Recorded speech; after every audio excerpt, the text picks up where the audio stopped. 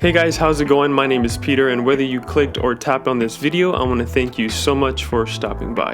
Now we got some pretty exciting news today. We're going to talk about a new product from Vaxis. Now full disclosure, Vaxis did send me out this product to test and try out, but I'm not getting paid in any ways, and I'm free to say whatever my heart's desire. So let's just cut to the chase and introduce to you folks the new ATOM500 SDI.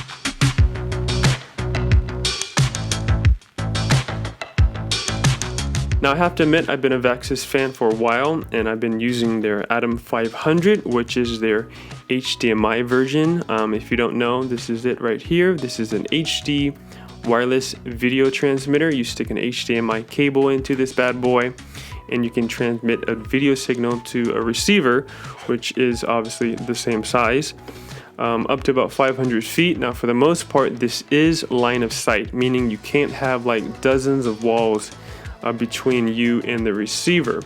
Now in my testing, like one or two walls in close proximity should be fine, but just keep that in mind that this is a very budget-friendly entry-level wireless system. Now for the most part, being a solo shooter or one-man band, I typically go out on shoots with just one producer and the client. But I say in the past year or so, companies have been making these wireless systems compatible with your phone, so it's been very nice to just have the producer to download the app on their phone or on their iPad, and they can basically share it with the client, which by the way, the HDMI and the SDI version have that capability. Now speaking of the SDI version, let's open up this bad boy and see what we got.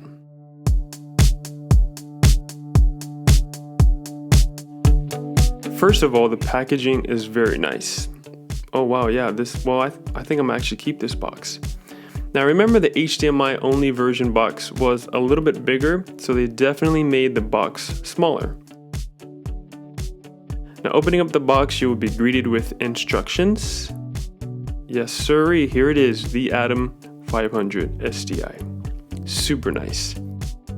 Looks like you get a USB cable, which I'll talk about later. Still super lightweight. There's a couple differences right off the bat that I can see here. No more quarter 20 hole in the middle, but that's totally fine. I never use that one. I always just use the bottom threaded holes. Now what's so nice about this transmission system is that they're so small, and the size is definitely the first thing I've noticed, and you'll notice it too when you pick this up. There's actually a couple things that made this system stand out from other brands, and that is not only the size, but the fact that the antennas is built in. So no more screwing on the antennas on the top. It's just like one less thing to worry about. So yes, the size of this is obviously awesome, and I am all about compact small gear. It's probably a little bit bigger than a credit card. Now off the bat, I do see a very small difference in size comparing to the new SDI version, but I would say that it's a little less than 2 centimeters taller. The width is the same, so that's nice. Now on the back side, it looks like they've added this arched metal that's obviously bendable for added security for your NPFs. Let's actually try it out. And yes, wow, this is actually very secure. I mean, I never had any issues with the HDMI model, but hey, it's a nice addition to the SDI version. So turning it on its side, we now have a very nice SDI in. We also still have the HDMI in, which is awesome, and it looks like they've moved the USB-C to the top. Which leads me to my second reason why I really love this system so much, and apparently my cat loves it too, and that is the fact that you can power these devices through USB-C. Now an NPF battery is totally fine, but they can get super big, and it's nice to have that option, to get a cable running from my V-mount, because most V-mount batteries have a USB out. So yeah, it's just one less battery to worry about dying on me during a shoot. Another thing I've noticed is that the 3 buttons on the HDMI version is completely flushed, and the new SDI version is a little raised. And now that I think about it, I actually really like this because you can really feel that you're pressing the buttons, as the HDMI version was a little hard to get to. All right, kitty cat, you have got to go. Now taking a closer look at the unit, I've noticed a slight color change in the top part where the antennas are located. Looks like they ditched the slightly shiny black and they went with a more of a matte black color. So let's talk about why SDI. Well, first of all SDI cables are more common in the professional arena, as HDMI was originally created for the consumer. Now there's a couple reasons to favor SDI cables over HDMI, and mainly being reliability. Now you'll notice that more higher end cinema cameras like the Canon C200, 300, the FS7, the FS5, even the new red Komodo will have SDI, as opposed to say mirrorless cameras will have only HDMI. Now again, there's nothing wrong with using HDMI cables, but I would say the main reason why an SDI cable will trump an HDMI cable is that an SDI cable uses a BNC connector, which is a twisting locking connection that you don't ever have to worry about the cable popping out. Now after testing out this thing, I say the coolest thing about the ATOM500 SDI is the ability for cross conversion, meaning you can have an HDMI in and an SDI out, which is pretty cool to see in such an affordable system, as typically HDMI SDI cross conversion is seen in more expensive products. So say for some crazy reason your external monitor only has SDI, well, you don't have to worry because you can have SDI out and HDMI out as well. And of course, vice versa. Now another thing that I really like about the ATOM500 series is the fact that they have 2 inputs and 2 outputs. Other systems I've used in the past only have 1 in and 1 out.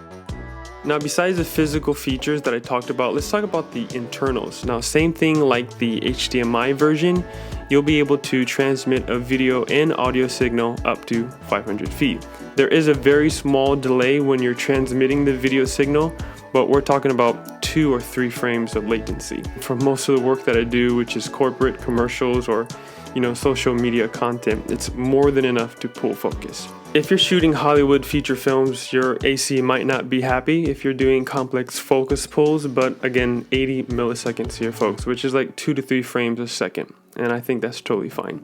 Now another major feature that I like that both the HDMI and the SDI have is the ability to not only send it to a client external monitor, but to multiple devices at the same time. So say the client could have a big, external monitor, and a producer could have an iPad and another person could be watching it from their phone. Which brings me to a really nice feature that they've added to the SDI version, is that the fact that you can quickly connect it to your phone via QR code.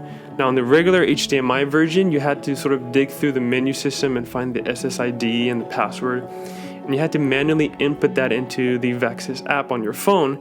And so, it can take some time, and, especially if you're on set, you have to explain that to the person who's downloading the app. But now it's just super easy. You just long press the right button for about 2 to 3 seconds, and then a QR code will pop up, and then you can just scan that with your phone. So super cool, super simple. They've also added Fahrenheit for us US users. The other one, the HDMI only had Celsius. So, if you just want to monitor the device, which has never gotten hot when I've been using it, so that's nice. The menu system of the ATOM SDI also got a menu makeover, as well as the app. So by the time you're watching this video, the Vaxis app should be updated and completely compatible with the new ATOM SDI. Now, because of the new product announcement, they have dropped the HDMI only version to $399 from $480. And $480 is still super cheap for what this little guy can do. Again, no visible antennas, super small, ultra low latency, and the ability to connect to a monitor and multiple iOS or Android devices, and 2 HDMI ins and out. I mean, the list just goes on and on. But hey, if you have a camera that has SDI out for $459, I mean, come on, it's a no-brainer.